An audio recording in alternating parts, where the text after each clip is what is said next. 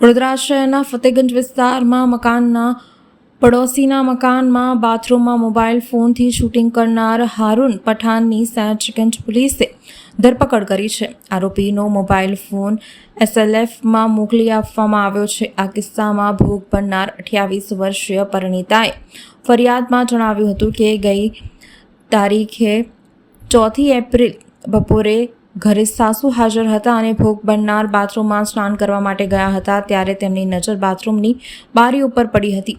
બારીમાં mobile phone જણાયો હતો. તેમણે શોર મચાવતા phone ગાયબ થયો હતો.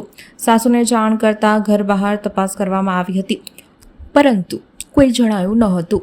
CCTV ચેક કરતાં હારૂન પઠાણ ફોન લઈને દોડતો જણાયો હતો. આ મામલે પોલીસે ગુનો નોંધ્યો છે.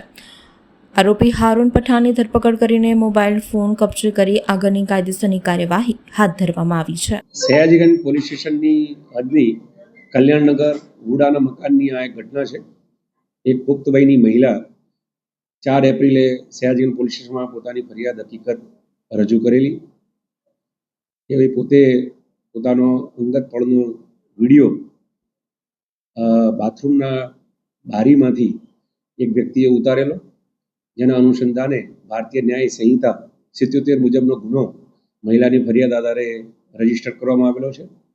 ગુનાની ગંભીરતા જોતા તાત્કાલિક અસરથી પોલીસે ગુનાવાળી જગ્યાનું પંચનામું તેમજ અન્ય પુરાવા એકત્રિત કર્યા હતા. પુરાવા આધારે આ કામનો સંડોવાયેલ આરોપી હારૂન હાફિઝ અલી પઠાણ, કે જે 20 વર્ષનો છે, એની પોલીસે ધરપકડ કરી છે. હાલ વધુ પૂછપરછ ચાલુ છે. આ આરોપીએ પોતે ફેબ્રિકેશનના ધંધા સાથે સંકળાયેલ છે, તેમજ અન્ય મૌલાના સાથે ધાર્મિક જ્ઞાન મેળવવાનું પણ એની કાર્યવાહી ચાલુ છે. અને એ જે પોતાના મોબાઈલમાં આ મહિલાનો વિડીયો એણે ઉતાર્યો હતો, એ મોબાઈલ પોલીસે કબજે કરેલ છે અને FSL મોકલી અને વધુ પુરાવા એકત્રિત કરી તપાસ ચાલુ છે.